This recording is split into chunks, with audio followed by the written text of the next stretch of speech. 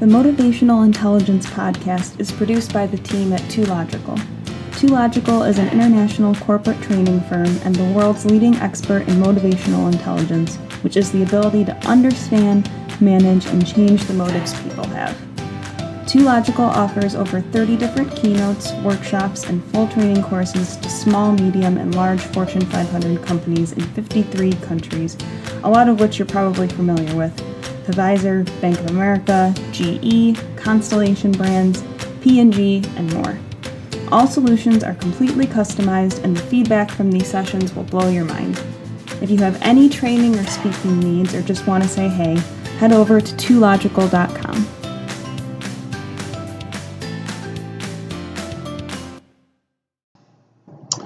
Hi, everybody. It is John Casey with another 2Logical podcast, and this one is titled All the Time You Need.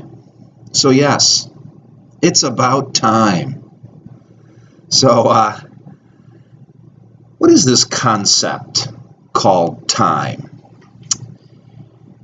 The American Heritage Dictionary defines time as a non-spatial continuum in which events occur in apparently irreversible succession from the past through the present to the future.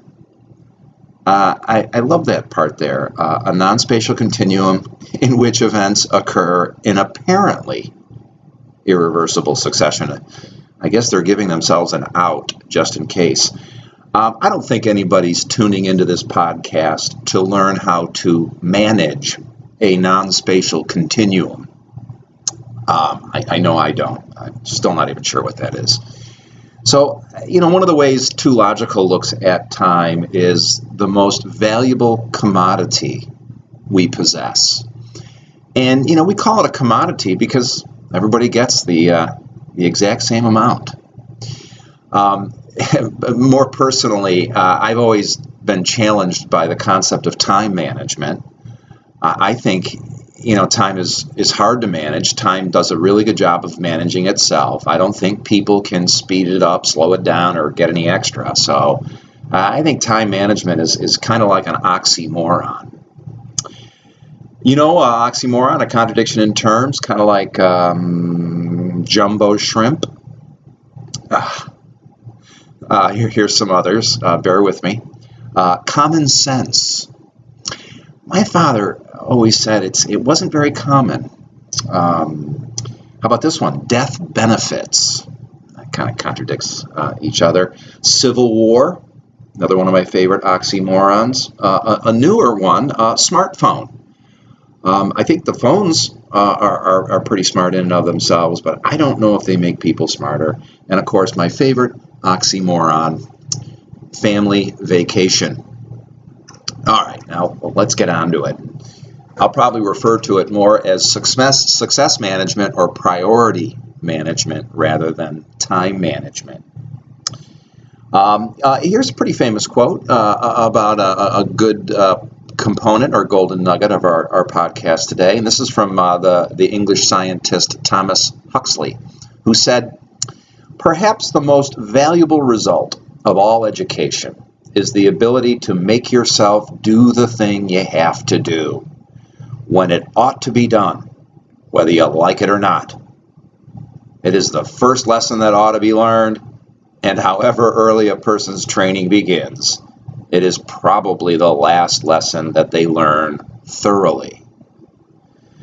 So let's start by dispelling a couple of myths about successful and unsuccessful people. First of all, successful people get exactly the same amount of time as unsuccessful people.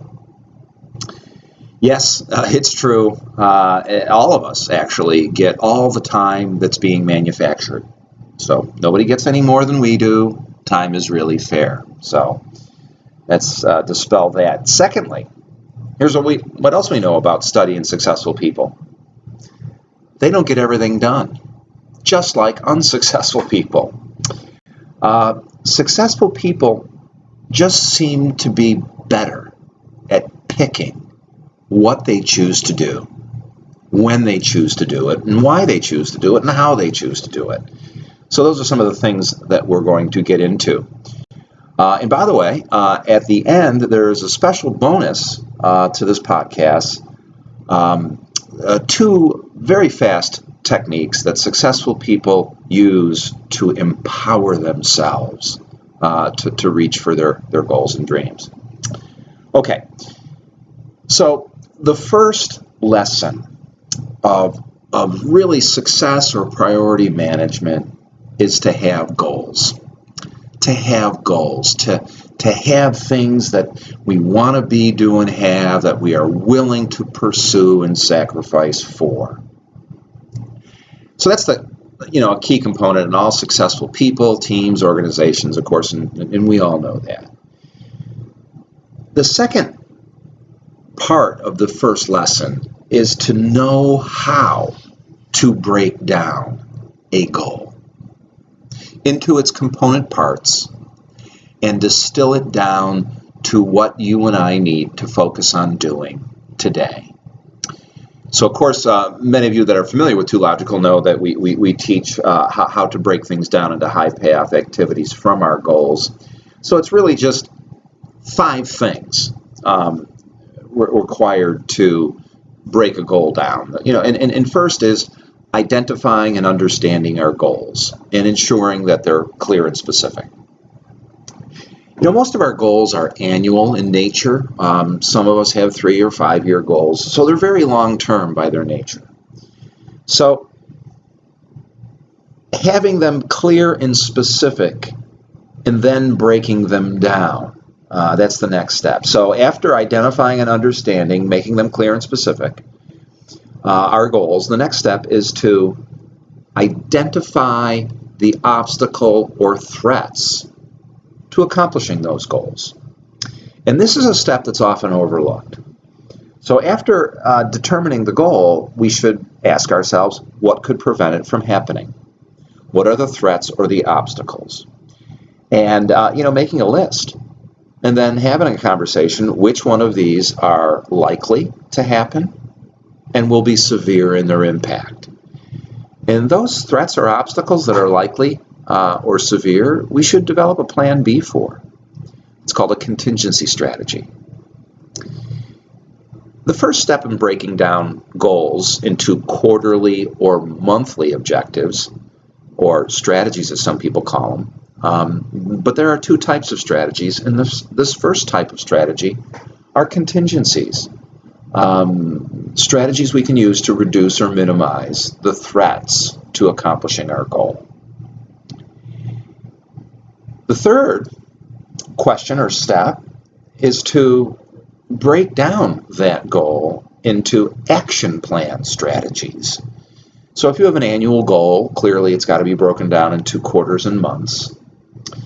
And determining where the results are going to come from, those milestones along the way, those are called action plan strategies that can be executed upon monthly or quarterly. So there are 2 types of strategies: contingencies to reduce threats and action plans that break down the goal.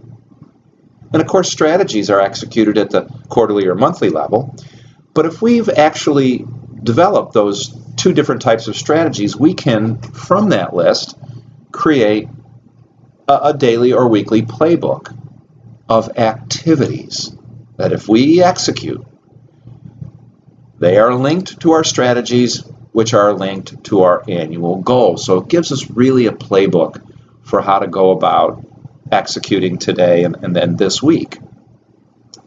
So one of the things we do with our clients, of course, is teach them how to develop high payoff activities, which is how to master a role or execute a goal or project. Everything worthy of doing well can be broken down in this fashion into high payoff activities. For example, if you want to be better at managing personal finances, all you got to do is read a couple of books about managing personal finances. After you read 2 or 3, they will all start to sound the same because there are just a limited number of best practices. And here they are, by the way. You'll find this in every personal finance book. Live below your means, which means spend less money than you make.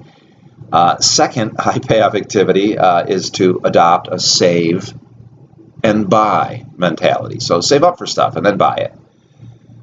Thirdly, pay yourself first. When we receive a paycheck, part of what we earn is ours to keep forever. We should pay ourselves first. Fourthly, have a budget.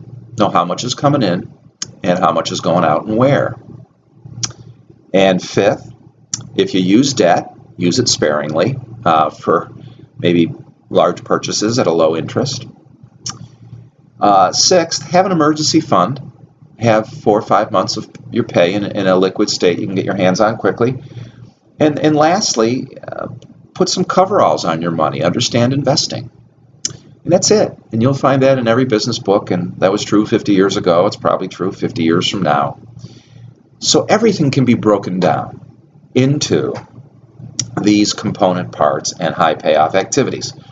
So that's really the first lesson in success or priority management, is to have goals.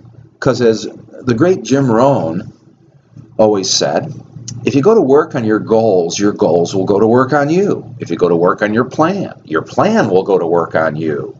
Whatever good things we build end up building us. All right, now let's get to the basics, the execution of priority management. We're already assuming you have goals, the things you want to be, do, and have. So here's how you organize and execute a day. And this is a repeatable process. First of all, the basics.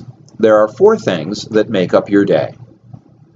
And the very first thing that makes up everyone's day, and this applies to a work day or a day off, the first thing that makes up our day is our intentions. The stuff we hope to accomplish. The stuff we want to do. You know, most people make a daily to-do list, and that's a great habit because the stuff we want to do, we probably cannot trust our memory, so it's a good idea to write it down. So when we make a to-do list, here are some best practices. First of all, don't put any projects on it. Don't put anything on a to-do list that probably takes more than 20 or 30 minutes because we get interrupted so frequently. So make your list match your day. Make it into small pieces. Secondly, make a short list. If you've got a lot of appointments or meetings during a day, you're not going to get a lot of things done off your to-do list. So make a shorter list if you have a lot of time commitments. And of course, prioritize that list, that to-do list. You're probably not going to get it all done. Remember the 80-20 rule. 20% of your productivity is probably going to come 80% of your productivity is probably going to come from 20% of your list. Mark that out. Make sure those items get done. Here's kind of a high-level best practice for some of you. If you have a really important task that you want to accomplish during the day, maybe you make an appointment with yourself. Put it on your calendar to get that done. And of course, check your existing list of intentions during the day when a new item tries to get on it. So that's the first thing that makes up everyone's day. It's your intentions, the stuff you want to do. Keep track. Cross off when done. Maybe you put a dot next to items that you've started but not finished. It's a pretty simple, easy way to manage one of those 4 important things that make up our day, our intentions. The second thing that makes up everyone's day, and I've kind of already alluded to this, that's your commitments. That's your time promises. It's your calendar. And, you know, there's so many things trying to get on our calendar, personal stuff, professional stuff. So using a master calendar is a really good idea. Sometimes we have personal appointments during our workday, and sometimes we have to do work stuff on personal time. So having a master calendar with everything on it is a real time saver, because certainly if you write something on one but not another, it can fall through the cracks. Look at your master calendar before you say yes to a new appointment. When somebody invites me to a meeting, I always like to find out what the goal is, because, you know, some people just set up meetings to make it look like they're busy. And they loop other people in, and eventually it seems like a waste of an hour. So find out what the goal is, and they may not even know, and we can always say no. That's another good time management habit. So that's the second thing that makes up our day. It's our commitments, our time promises. The third thing is our details, our notes, our ideas, the stuff that happens during the day, the good ideas, the lightning in a bottle, the innovation. And, it's a really good idea, just like the calendar, to keep your notes in one spot. Have them dated. Be able to find them quickly. Or if you want to make your life really exciting, every time you get a good idea at the wrong time, write it down on a different floating piece of paper, and then it makes it very exciting to find them later. So obviously, keeping our great ideas, notes, and ideas in the same place is a good one, and a dated journal works great. So the last thing that makes up our day is our contacts and their information. Our contacts are, of course, the people we want to communicate with, the people we need to communicate with. And having that information handy is very important. Now, as time has passed, new and more technologically based time management tools have been made available, but all tools are only as good as the operator. The key is just to have your intentions, your commitments, your notes, your details, and your contacts with you. Making these four things unified will simplify your life. It will organize your life. And if these four things are mobile, you can execute and plan anytime, anywhere. And you mirror our fast-paced society. So here's some best practices of kind of executing throughout the day and planning. So the best time to plan a day is at the end of the day prior. And it only takes 5 or 10 minutes, and since we get 1,440 minutes a day, 5 to 10 minutes is less than 1% of our day, just to set up tomorrow. So the best time to do this is at the end of today, to plan for tomorrow. Here's some reasons. It is, frankly, easier to plan the night before because we can do it faster. The stuff we haven't done is fresher in our mind. We can have a better evening with our friends or family because we don't have to carry that stuff around in our head. Our plan will remember for us. And of course, we'll get a quick head start on the next day, and we might not get a chance to do it otherwise. So the night before works best. Having a prioritized to-do list is another best practice. ABC items. We're not going to complete it all. Let's make sure we get the A's done. Having an idea of how much discretionary time and how much committed time we're going to have during a day gives us a better expectation of how much we can get done. So that helps, doing that the night before.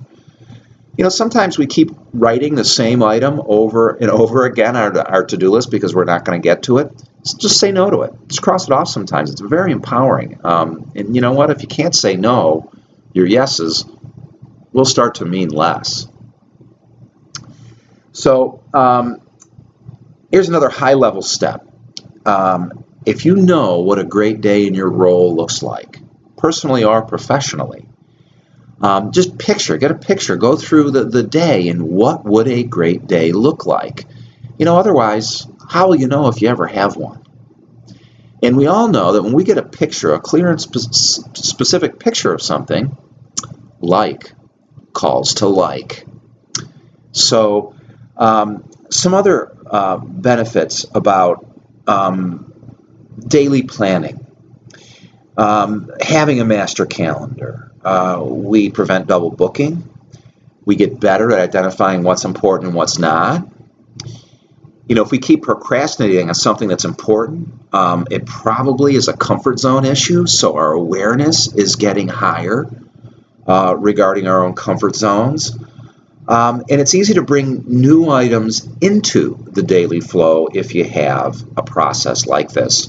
And by the way, one of the big benefits is you keep all your promises that you make, and then you have a clear record of your accomplishments, and you can go back and specifically recreate a day.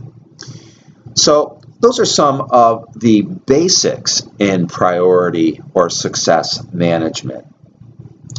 Here's some advanced priority management tips. 4 things that can make us a master. And we've alluded to this first one already, and that is personal and professional goals. If you've never taken the time to sit and make a be, do, have list, you ought to give yourself the honor and privilege. Just make a list of the things you want to be, a list of the things you want to do, a list of the things you want to have. It's a great way, it's a great intro for you or anybody into goal setting. Think about the next role that you want to be a master of, maybe at work or at home. Set goals around what you want to learn next, or maybe even how you can serve your family or your community, or you can give back. So having personal and professional goals is a very important step in advanced priority management, because you can feed everything into the daily process that you've already created. The next step in advanced priority management is to identify and understand the high payoff activities of all the roles that you want to master. You know, your professional roles, being a great spouse or partner, being a parent or a grandparent, being a great friend. All of these roles have high payoff activities that are tied to them, and you can identify them and work at mastering them. So the third step in advanced priority management is comfort zone awareness and mastery. We weren't really born without any comfort zones, because a baby is pretty much fearless, and they don't judge themselves, and they don't care what other people think about them. But that changes as we get conditioned through society. And, you know, we've all probably built some artificial barriers that are imaginary limits that have confined our potential. We bump up against these comfort zones when we feel anxiety or discomfort thinking about or doing something.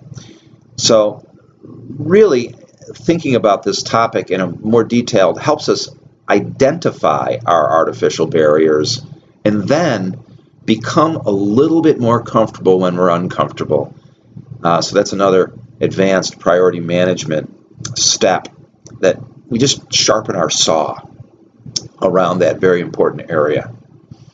And lastly, advanced priority management is really about becoming a student of best practices, use of productivity tools and techniques, whether it's keeping a journal, which is kind of old school, or some of the fanciest electronic reminders and group lists and planning and scheduling applications and programs, but really becoming a student for those things in an ongoing manner is the fourth step in advanced priority management.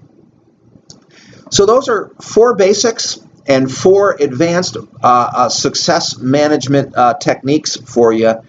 And as promised, here are 2 additional bonus items. And the first is to really giving yourself empowerment to fix something that has been holding us back. We all have obstacles. Some of them are skill gaps, some are belief gaps, but we have obstacles. So here are 3 great questions that you can ask yourself to encourage yourself, to empower yourself. The first question is, what is the challenge? What is the difficulty that's holding me back? What is the obstacle that is preventing me from moving forward? And of course, a clear, specific definition of that challenge is required. The second question, when empowering ourselves, is to ask, all right, what are the possible solutions? What are 2 or 3 things I can do about it? And of course, the key here is to come up with 2 or 3. And then lastly, the third question is, which do I recommend? Which one am I going to try? Which one do I think is going to work? These 3 questions sequence our mind in the proactive, positive direction. So here's another technique. This one is 4 questions, and it is really an empowering, inspirational technique. And again, it's 4 questions that we can ask ourselves.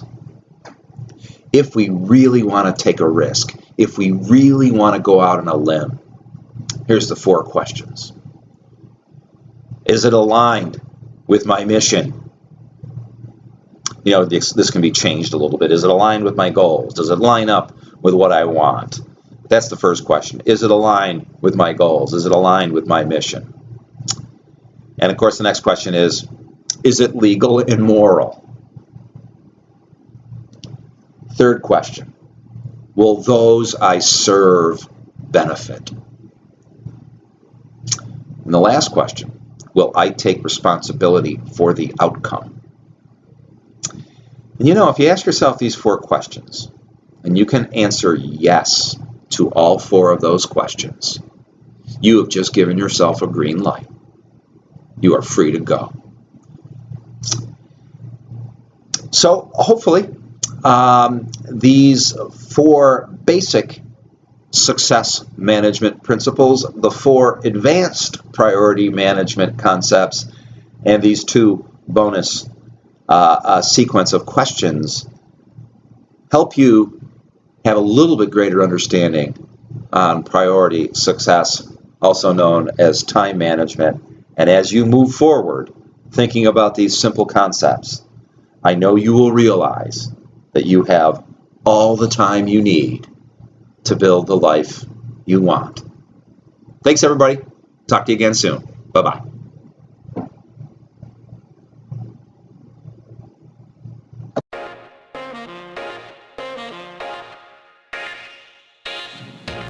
Hey guys, one more thing before you take off. This is Motivational Intelligence Insider. It's just a very short, exclusive email every Monday that comes from Dave, John, and the guests on this show.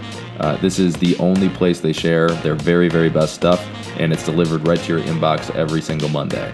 This could include exclusive tips for upping your game, articles they're reading, videos they're watching, stories from the road, and on and on. It's the best way to kick off your week, and this content comes directly from Dave, John, and the guests, and is only available to subscribers of Motivational Intelligence Insider. So if you want these guys and gals to email you their best stuff, go to 2logical.com/insider. That's the number 2logical.com/insider, and drop in your email. And if you do, I hope you enjoy it.